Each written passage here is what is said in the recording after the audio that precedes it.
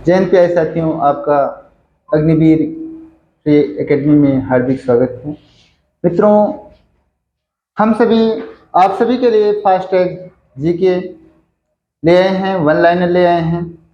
आपके लिए हमारी टीम के द्वारा लगातार प्रयास किया जा रहा है कि आपको अधिक से अधिक कंटेंट अवेलेबल करवाए जाएं, ताकि आप सभी की तैयारी में किसी प्रकार का व्यवधान न उत्पन्न हो सके। तो इससे पहले प्यारे साथियों, आप नए हैं तो चैनल को लाइक सब्सक्राइब करें, और पुराने हैं तो मित्रों आपसे गुजारिश है कि अपने साथियों के साथ चैनल को शेयर अधिक से अधिक कर दें और लाइक कमेंट अवश्य करें।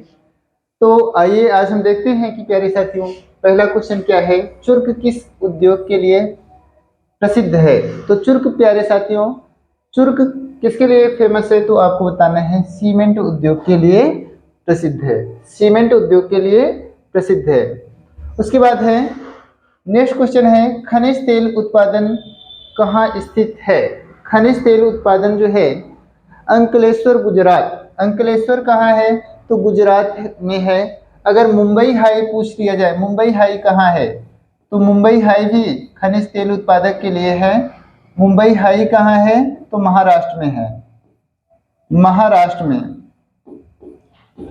अगर साथियों आपसे जामनगर रिफाइनरी पूछा जाए, जामनगर रिफाइनरी, जामनगर रिफाइनरी, तो आपको बताना है जामनगर रिफाइनरी कहाँ है, गुजरात में है।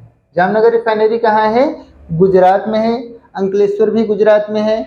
अगर भारत का पहला तेल शोधन कारखाना पूछा जाए तो आपको डिगबोई, डिगबोई असम में बताना है। डिगबोई असम में बताना है। भारत का पहला तेल शोधन का जहां से पहला तेल निकाला गया था वो कौन सा स्थान था, तो आपको बताना है डिगबोई। डिगबोई कहाँ है, असम में है। आगे है भारत में सड़क परिवहन। भारत में सड़क परिवहन का योगदान कितना है, तो आपको बताना है 80% है। 80% भारत में सड़क परिवहन का योगदान स्थित है। विश्व में सबसे अधिक डाकघर किस देश में है। डाकघर पूछ रहा है तो अपने भारत में है। विश्व में सर्वाधिक डाकघर किस देश में है, तो आपको बताना है भारत में है। सौरमंडल का जन्मदाता किसे कहा जाता है। सौरमंडल का जन्मदाता, जन्मदाता किसे कहा जाता है, तो सूर्य को कहा जाता है। सूर्य को कहा जाता है। सारे ग्रह सूर्य का चक्कर लगाते हैं। सूर्य का चक्कर लगाते हैं। अगर पूछा जाए कि सूर्य का चक्कर सबसे पहले कौन लगाता है, तो आपको बताना है बुध लगाता है, और सबसे बाद में तो वरुण लगाता है। ठीक है, आगे देखते हैं, कलिंग युद्ध कब हुआ। कलिंग युद्ध कब हुआ, तो कलिंग युद्ध कलिंग युद्ध 261 में हुआ था। कलिंग युद्ध कब हुआ था, तो कलिंग युद्ध 261 ईसा पूर्व में हुआ था। कलिंग की राजधानी क्या थी, तो कलिंग की राजधानी तोसली थी। तोसली। कलिंग कहाँ है, तो उड़ीसा में है। कलिंग कहाँ है, उड़ीसा में है। उड़ीसा का पुराना नाम क्या है, उत्कल है। उत्कल। ठीक है, आगे गुप्त शासकों की राजदरबारी भाषा क्या थी। राजदरबारी भाषा क्या थी, तो आपको बताना है संस्कृत थी। क्या थी, संस्कृत थी। आगे देखते हैं, कुंभ के मेले का शुभारंभ किसने किया था, तो हर्षवर्धन ने किया था। किसने किया था, हर्षवर्धन ने, राजा हर्षवर्धन ने किया था। हर्षवर्धन की राजधानी थानेश्वर थी। कुंभ मेले आपसे एग्जाम में पूछ लेता है, कुंभ मेले भारत में कितने स्थान पर लगते हैं, तो कुंभ मेले भारत में 4 स्थानों पर लगते हैं। कुंभ मेले कितने स्थान पर, तो चार जगह भारत में कुंभ मेले लगते हैं। प्रयागराज,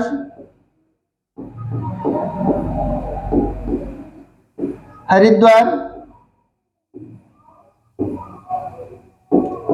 उज्जैन, उज्जैन में क्षिप्रा नदी, हरिद्वार प्रयागराज गंगा नदी, और नासिक में गोदावरी। नासिक में गोदावरी। अगर पूछा जाए कि नासिक किस नदी के किनारे है तो आपको बताना है गोदावरी। उज्जैन किस नदी के किनारे है? क्षिप्रा नदी। कौन कौन सी नदियों? तो आपको बताना है गंगा, क्षिप्रा और गोदावरी। इन 3 नदियों पर क्या लगता है? तो कुंभ मेला। कितने जगह पर? तो 4 जगह पर। आगे है कबीर का जन्म। कबीर का जन्म कहाँ हुआ था? तो लहरतारा काशी में हुआ था। अगर इनकी मृत्यु पूछा जाए तो मगहर में इनकी मृत्यु हुई थी। और कहा जाता है मगहर में मृत्यु, यह किंवदंतियां प्रचलित हैं कि मगहर में मृत्यु होने पर नर्क होता है, तो इसलिए कबीर जो है मगहर में जाकर के 120 साल की आयु में जो है इनका निधन हुआ था। आगे देखते हैं सिखों का सिखों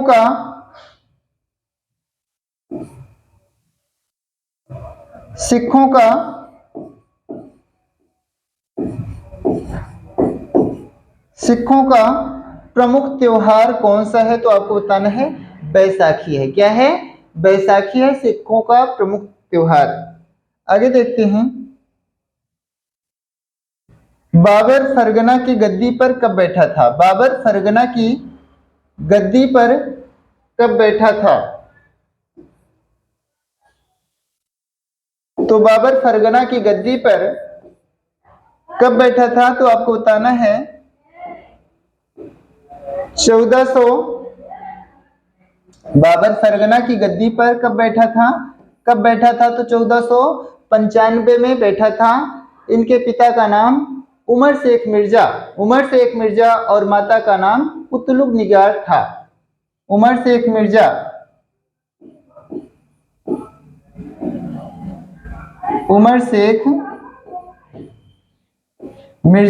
इनके पिता का नाम था, जो फरगना रियासत से संबंधित थे, और माता का नाम कुतलुग निगार था। बाबर का जो पहला भारत पर आक्रमण का पहला जो प्रयास था वो भेरा के किले से संबंधित था। बाबर 1526 में पानीपत की लड़ाई, 1527 में खानवा का युद्ध, 1528 में प्यारे साथियों चंदेरी का युद्ध, और 1529 में घाघरा का युद्ध इसका अंतिम युद्ध था। और बाबर की मृत्यु जो है 1530 में हुई थी, 1530 में। उसके बाद है अंतिम मुगल सम्राट कौन था?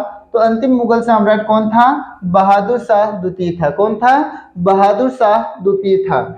उसके बाद है ग्रांड ट्रंक सड़क कहां से कहां तक जाती है? तो आपको बताना है कोलकाता से अमृतसर को जाती है। कहां से कहां तक? तो आपको बताना है कहां से कहां तक? तो आपको बताना है कोलकाता से अमृतसर तक जाती है। उसके बाद पूछा जाता है वास्को डी गामा कहाँ का रहने वाला था? तो वास्को डी गामा कहाँ का रहने वाला था? तो पुर्तगाल का एक नाविक था। क्या था? पुर्तगाल का एक नाविक था। और यह 1498 में भारत आया था। कब आया था भारत? तो आपको बताना है 1498 को भारत आया था। 1498 में भारत आया था और भारत में ही इसकी डेथ भी हो गई थी। और भारत में पहली बार कहाँ आया था? तो कालीकट आया था। कालीकट में, कालीकट के राजा का नाम ही पूछ लेता है। तो कालीकट में आया था पहली बार, और कालीकट के राजा का भी नाम पूछ लेता है। तो आपको बताना है जमोरिन। ठीक है, आगे देखते हैं कब आया था? तो 1498 में। कहां से था? पुर्तगाल का ये नाविक था। पुर्तगाल की कैपिटल क्या है? लिस्बन है। और अंतरराष्ट्रीय बौद्धिक संपदा का जो हेडक्वार्टर है वो कहाँ है? लिस्बन में है। अंतरराष्ट्रीय बौद्धिक संपदा का मुख्यालय कहाँ है? तो आपको बताना है लिस्बन में है। आगे हवा महल कहाँ स्थित है? तो आपको बताना है जयपुर को गुलाबी शहर भी कहा जाता है। ठीक है, आगे देखते हैं भारत के प्रथम मुख्य चुनाव आयुक्त कौन थे? तो भारत के पहले मुख्य चुनाव आयुक्त कौन थे? सुकुमार सेन थे। सुकुमार सेन थे। भारत के पहले मुख्य चुनाव आयुक्त कौन थे? सुकुमार सेन थे। आगे देखते हैं, दाब के नियम से क्या स्थिर रहता है? तो आपको बताना है आयतन स्थिर रहता है। नेक्स्ट क्वेश्चन है, आकाश नीला क्यों दिखाई देता है? आकाश नीला क्यों दिखाई देता है? तो आपको बताना है प्रकाश के प्रकीर्णन के कारण। हमने आपको बताया कि सबसे अधिक प्रकाश का प्रकीर्णन जो है कौन सा रंग करता है, तो आपको कमेंट करके अवश्य बताना है सबसे अधिक किसका होता है, कौन से रंग का, और सबसे कम किसका होता है। सबसे अधिक और कम दोनों आपको बताना है, क्योंकि आपको हमने पिछली क्लास में जो है बताया है। आगे देखते हैं,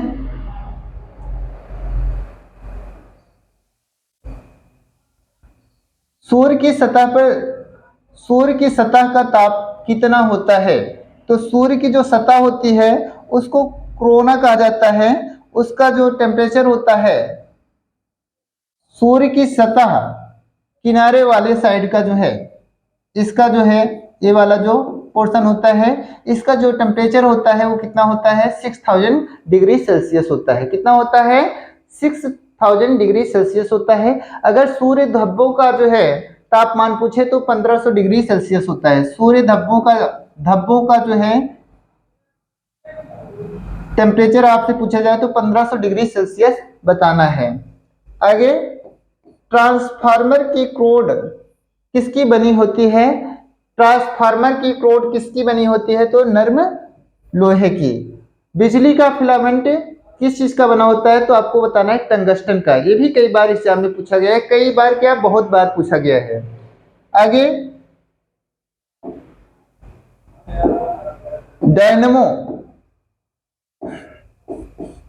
डायनमो की खोज किसने की थी? तो फैराडे ने की थी। आगे देखते हैं, समुद्र की गहराई ज्ञात करने के लिए किसका प्रयोग किया जाता है? तो आपको बताना है समुद्र की गहराई ज्ञात करने के लिए जो है फैदोमीटर का प्रयोग किया जाता है। किसका? फैदोमीटर का प्रयोग किया जाता है। समुद्र की गहराई ज्ञात करने के लिए किस यंत्र का प्रयोग किया जाता है? तो फैदोमीटर का। अगर समुद्र में डूबी हुई वस्तु का पता लगाने के लिए किस चीज का प्रयोग किया जाता है? तो सोनार नामक यंत्र। सोनार नामक जो यंत्र होता है, समुद्र में डूबी हुई वस्तु का पता लगाने के लिए इसका प्रयोग किया जाता है।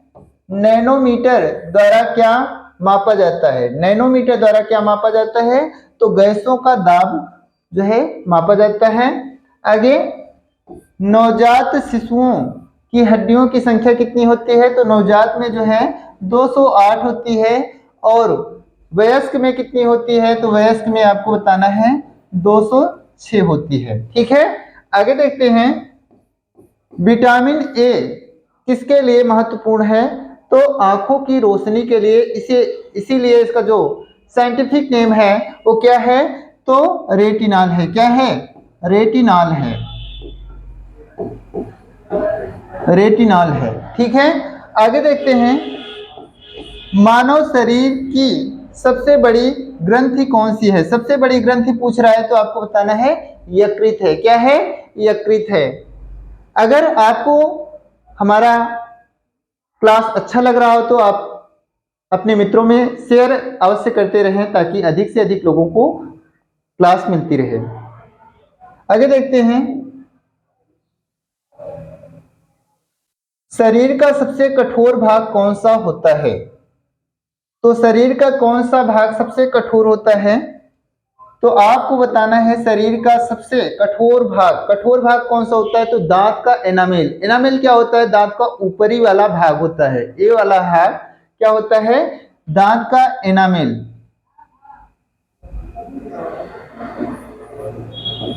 एनामेल। ठीक है, आगे देखते हैं, मस्तिष्क का भार लगभग कितना होता है? तो 1220 से लेकर 1400 ग्राम तक होता है। 1220 से लेकर 1400 ग्राम तक होता है। आगे देखते हैं, मानव शरीर मानव शरीर में पेशियों की कुल संख्या कितनी होती है? तो पेशियों की संख्या कितनी होती है? तो 639 होती है। कितनी होती है? 639 होती है, 639। ठीक है, आगे देखते हैं। डाटा कंप्यूटर की सबसे छोटी इकाई क्या है? तो आपको बताना है बिट होती है। क्या होती है? बिट होती है। प्यारे साथियों, आपको हमारा चैनल, हमारी क्लास अच्छी लगी हो तो आप चैनल को लाइक एवं सब्सक्राइब अवश्य करें। Thank you.